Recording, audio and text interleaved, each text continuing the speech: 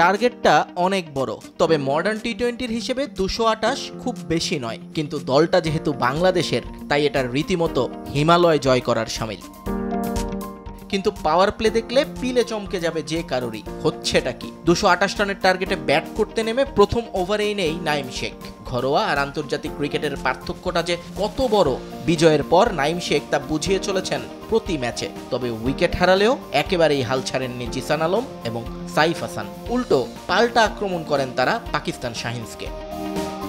দুজনের ব্যাটিং ঝড়ে লন্ডভন্ড হয়ে যায় ম্যান ইন গ্রিনদের বোলিং লাইন আপ। তারা টিকে ছিলেন মাত্র 38 বল, কিন্তু এর মধ্যেই করেছেন যা করা সম্ভব। 38 বলে তাদের সংগ্রহ 86। দুজনে মিলে হাঁকিয়েছেন 10টা 4 আর 4টা ছক্কা। শেষ পর্যন্ত জিসান আউট হলে ভেঙে যায় এই জুটি। হাফ ছেড়ে বাঁচে পাকিস্তান।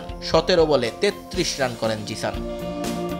কিন্তু এই ওপেনারের বিদায়ের পরই যেন মরক লাগে লাল সবুজের ব্যাটিং লাইন আপে। 11 বলের মধ্যেই ফিরে যান নতুন ব্যাটার আফিফ হোসেন ধ্রুব। সংগ্রহ 8 বলে 6। পরে 14 বলের ব্যবধানে বিদায় নেন সাইফ। 32 বলে 57 করেন তিনি। দলীয় স্কোরবোর্ডে রান তখন 115। এরপর বাকিরা কেবল এসেছেন আর গিয়েছেন। এক সোহান ছাড়া ডাবল ফিগারে পৌঁছাতে পারেননি আর কেউ। অধিনায়কের 16 বলে 22 ছাড়া বাকিদের মিলিত রান ছিল 14। দল অল আউট 148-এ। বল তখনও বাকি 19টা।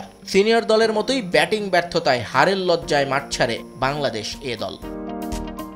এর আগে দিনের শুরুতে ব্যাট করতে নেমে টাইগার বোলারদের পাড়ার বোলারের কাতারে নামিয়ে আনেন পাকিস্তানি দুই ওপেনার খাজা নাফে এবং ইয়াসির খান। 11 ওভারে 118 রানের জুটি গড়েন তারা। 31 বলে 61 রান করেন নাফে এবং 40 বলে 62 রান আসে ইয়াসির খানের উইলো থেকে। দুজনে মিলে 15টা বাউন্ডারির পাশাপাশি 4টা ছক্কাও মারেন। রান আউটে তাদের জুটি ভাঙলে বেঁচে যায় বাংলাদেশ। তবে আব্দুল সামাদের উইলোবাজিতে আবারও বিপাকে পড়ে লাল সবুজ। 27 বলে 56 রান করেন এই টপ অর্ডার ব্যাটার। শেষ দিকে দলের রানের গতি আরও বাড়িয়েছেন মোহাম্মদ ফাইক এবং অধিনায়ক ইরফান খান। 10 বলে 18 রান করেছেন ফাইক, আর ইরফানের সংগ্রহ 12 বলে 25।